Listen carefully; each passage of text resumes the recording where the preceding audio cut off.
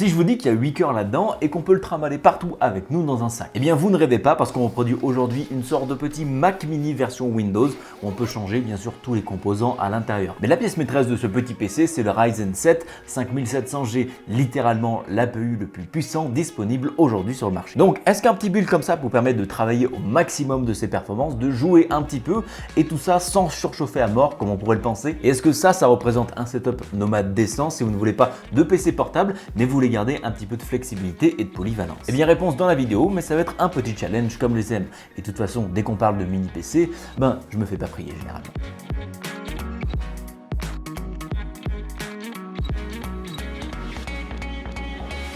Cette vidéo est sponsorisée par Fifine et leur nouveau micro, le K658. Vous cherchez le look stylé d'un SM7B mais n'avez ni l'argent ni la connaissance pour faire ce genre de setup? Eh bien Fifine a l'option qui vous conviendra parfaitement avec son nouveau K658, un microphone dynamique USB simple d'utilisation qui va vous permettre d'avoir un son clean, même si votre pièce sonne plus comme une cathédrale qu'un studio d'enregistrement. Et d'ailleurs c'est ce micro là que vous entendez actuellement. Et en plus il a du RGB et vient avec tout ce qu'il faut pour commencer à enregistrer dès maintenant. Donc si ça vous intéresse, vous retrouverez le lien dans la description avec un petit coupon de 25 €. Ça fait plaisir. Avant de rentrer dans le vif du sujet, parlons un petit peu du 5700G et de ses spécifications qui sont relativement proches d'un 5800X. On a 8 cœurs 16 threads, une architecture Zen 3 et une gravure de 7 nanomètres. Ce qui fait que ces processeurs sont relativement similaires, mais par contre, c'est dans les détails que pas mal de choses changent. En effet, on a moins de fréquences en turbo 1 cœur et all core. On est ici sur le 5700G à 65 watts au lieu de 105 watts pour le 5800X. Ça devrait essentiellement nous aider à pouvoir le refroidir correctement. Le cache L3 du processeur est divisé par 2, ce qui va faire un peu de mal aux performances gaming avec un vrai GPU et un petit peu dans l'applicatif. Et une grosse dernière différence, c'est que le 5700G ne supporte tout simplement pas le PCI Gen 4. On est bloqué ici sur le PCI Gen 3 et c'est dommage quand on sait que les deux dernières générations de chez Ryzen possédaient la compatibilité avec le PCI Gen 4. Donc c'est un petit peu bizarre cette décision pour un CPU qui porte la mention Ryzen 5000. Enfin bref, vu que le 5700G est un APU, il a aussi une partie graphique et la partie graphique la plus puissante du marché des APU et des iGPU. On a 8 unités d'exécution Vega, on a 512 shaders et on a une fréquence de 2000 MHz sur le GPU. Moi, ce que je trouve dommage sur la partie GPU intégrée,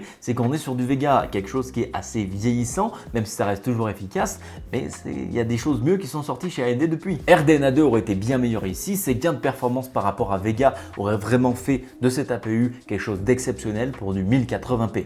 Bon, peut-être trop excellent pour faire de la place à la 6500 XT et la 6400 qui arrive. Et surtout que là, il y a un encodeur intégré, ce qui n'est pas le cas sur les cartes citées précédemment. Après, je dis ça, je dis rien.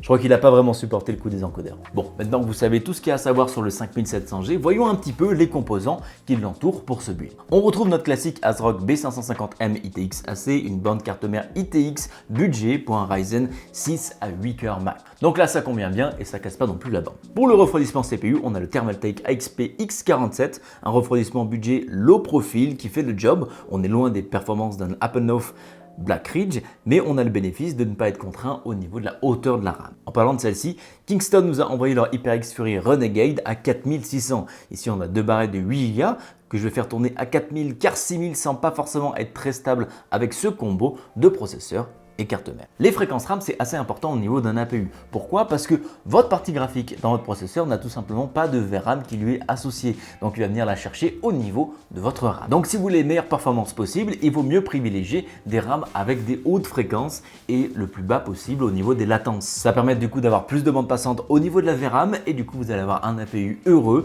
des framerates qui sont un peu plus stables et un peu plus élevés. Si vous voulez limiter les coûts et avoir des bonnes perfs, vous pouvez très bien partir sur de la RAM en 3600. Vous pourrez assez facilement overclocker à 4000 sans trop toucher au timing. Kingston ont aussi envoyé leur SSD PCI 4.0, le KC3000, qui est sorti récemment, vous permettant d'avoir des vitesses allant jusqu'à 7000 mégabits par seconde, ce qui peut être pratique si vous montez en 4K et plus, et que vous avez des applications qui nécessitent une grosse sollicitation au niveau du SSD en lecture et écriture. Mais bon, dans notre cas, on est limité au PCI 3.0 du fait du 5700G, et du coup, on ne pourrait pas aller chercher la vitesse maximale de ce genre de SSD. Après, c'est pas dérangeant parce que le PCI 3.0 3.0 est très largement suffisant pour ce qu'on va faire et ce que 95% des personnes vont faire sur leur PC. Et enfin la case qui est ma partie préférée de ce build qui est le InWin Chopin Pro. C'est le même modèle que le Chopin classique, sauf qu'on retrouve une alimentation Gold de 200 watts au lieu d'une bronze de 150 watts. Honnêtement, je savais pas trop combien notre système allait consommer, donc j'ai préféré partir sur le modèle du dessus pour être plutôt tranquille et j'avais pas tort parce qu'au final on consomme jusqu'à 130 watts en pic de consommation, ce qui est relativement proche de celle de la bronze et qui est beaucoup plus confortable sur une 200 watts. Mais bon, en tout cas, ce boîtier respecte ses promesses pour un build APU. C'est très facile de monter à l'intérieur, il y a de la place pour faire du cable management correct très facilement, donc nickel pour les débutants. On retrouve 2 emplacements supplémentaires pour les SSD à l'arrière et on ne casse pas non plus la banque à 105 € pour la version 150 watts de ce boîtier. Par contre, attention au niveau de la qualité de construction, il y a certains éléments où le métal est assez fin. Ça peut subir des déformations si vous mettez trop de pression comme on peut à l'écran et donc ça c'est dommage. Par contre, pour assurer la rigidité, on a une belle plaque bien épaisse, usinée, couleur titane, qui fait le tour du boîtier pour lui donner un joli style. Et personnellement, moi je suis assez fan de cette partie-là du boîtier. Le petit moins par contre niveau esthétique, c'est l'élévation sur la plaque mèche du boîtier. Ça rend pas forcément bien, ça permet d'avoir une compatibilité pour les ventirades de 47 mm, ce qui n'est pas un luxe dans notre cas pour bien refroidir notre CPU. Personnellement, je trouve pas ça du plus bel effet, ça fait une protubérance qui sort et j'aurais préféré qu'ils augmentent un petit peu la largeur du boîtier pour compenser ça et d'avoir quelque chose qui est esthétiquement très clean. Parce que en dehors de ça, niveau look, ça c'est bien réussi. Niveau performance, pour avoir les meilleures performances possibles sans consommer plus, j'ai utilisé l'Undervolt de PBO. Avec un décalage de -20 sur la courbe de tension, ça a permis à notre CPU d'arriver à des fréquences de 4,5 GHz à 4,65 GHz en pleine puissance. Et au final, ça fait une réelle différence par rapport aux 4,2 GHz stock de ce processeur 5700G. Concernant la partie graphique, j'ai pas du tout pu faire d'overclock parce qu'à chaque fois que j'ai essayé, c'était un shutdown pratiquement instantané à la moindre charge qu'il y avait sur ce GPU. Et ça même avec des tensions qui sont plutôt hautes. Et même pour le stabiliser à sa fréquence de base à 2000 MHz, j'ai dû augmenter la tension qui était liée à ça. Et ça, normalement, c'est un motif de renvoi du processeur en SAV parce qu'il ne correspond pas à ses specs de base. Mais bon, là, j'en ai besoin pour la vidéo, donc on fera avec. Il y a peut-être quelque chose aussi qui vous inquiète dans tout ça, c'est les performances thermiques. On a un tout petit boîtier, un tout petit refroidissement et un CPU qui a quand même 8 cœurs. Donc, est-ce que ça surchauffe ou pas? Et bien pas forcément, parce que j'ai fait les tests où j'ai laissé tourner AIDA 64 pendant 30 minutes sur ça. On est arrivé à une fréquence de 4,65 GHz sur le processeur et une température stabilisée à 85 degrés. C'est bien sûr des résultats qui sont assez chauds, mais c'est tout à fait convenable dans ce genre de boîtier où les conditions sont un petit peu plus compliquées que de base. Par curiosité, j'ai aussi le fait sur Cinebench R20 pour voir avec un test qui consomme un petit peu plus comment est-ce que ce processeur réagit et comment est-ce qu'il est refroidi. Et ben pas forcément beaucoup mieux. Parce que là, on arrive à 90 degrés pour 4,5 GHz. Donc ça frottole un tout petit peu, mais on est bien sûr bien au-delà des spécifications de base du processeur. Après, je tiens à nuancer un petit peu parce que ça, c'est le genre de choses quand on consomme 100% du CPU et qu'on vient vraiment tirer dessus. La plupart du temps, on est loin, très loin, et vous le verrez dans la section gaming, de ce genre de température. Mais du coup, si on arrive à peu près à refroidir ce CPU 8 cœurs, ça veut dire que les ventilateurs soufflent à fond et font un énorme bruit, non? Et bien encore une fois, pas forcément, parce que j'ai fait une courbe de ventilation pour que ce soit au maximum 35 à 36 décibels qui sont émis au maximum.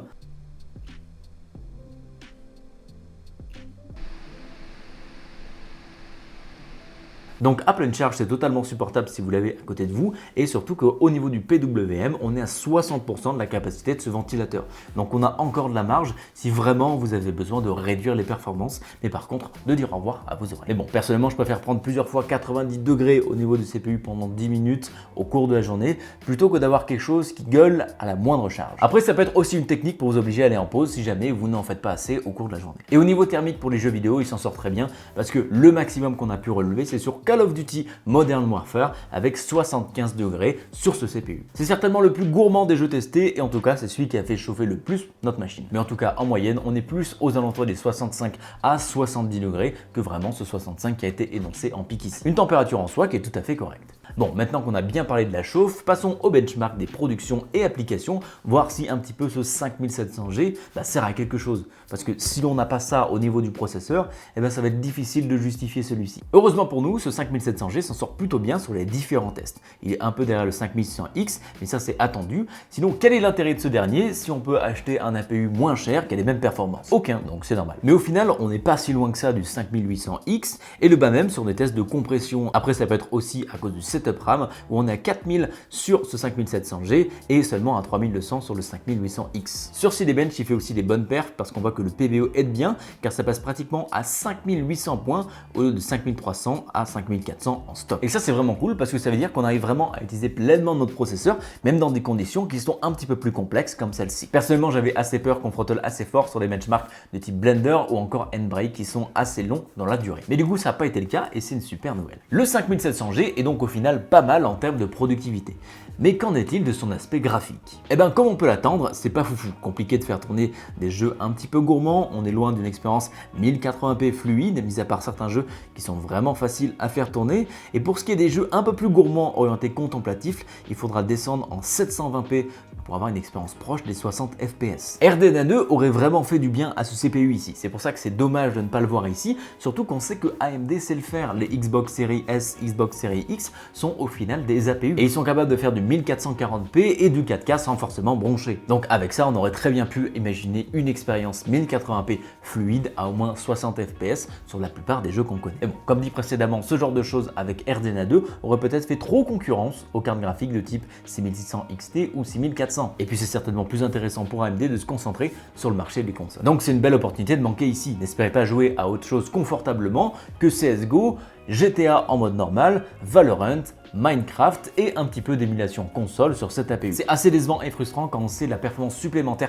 qu'on aurait pu avoir avec ce passage à RDNA 2. Et ça aurait pu bien servir, surtout en cette période. Au final, même si ce 5700G est un bon candidat pour ce genre de PC, eh ben, il reste quand même assez dur à recommander pour ce genre de configuration. Il remplit certes beaucoup de cases pour l'applicatif, mais niveau graphique, ça laisse un peu trop à désirer pour vraiment être un processeur polyvalent et intéresser beaucoup de monde. C'est quelque chose qui va très bien marcher pour faire des builds sans carte graphique uniquement pour travailler si vous n'avez pas besoin d'un gros processeur graphique, comme par exemple celui-ci. Par contre, si vous prenez ça dans l'attente d'un GPU à prix correct, eh ben vous allez être rapidement frustré parce que limité par la puissance de cette puce graphique. Une carte graphique d'occasion fera bien mieux l'affaire pour les mois que vous allez attendre et surtout que ce 5700G, une fois sorti de cet aspect puce graphique, eh ben il va être moins bon que les autres processeurs avec qui il fait concurrence dans son secteur budgétaire. Si on le met face à un 5800X et un 12600K, eh ben les performances en jeu vidéo vont être dégradées par rapport à ces processeurs-là. Ce qui est dommage parce que dans la finalité, vous allez avoir moins de performance que ce que vous attendez. Qu'on se comprenne bien, c'est un processeur qui n'est pas mauvais en soi, mais il a du mal à remplir ses promesses graphiques, ce qui fait que ça fait un bundle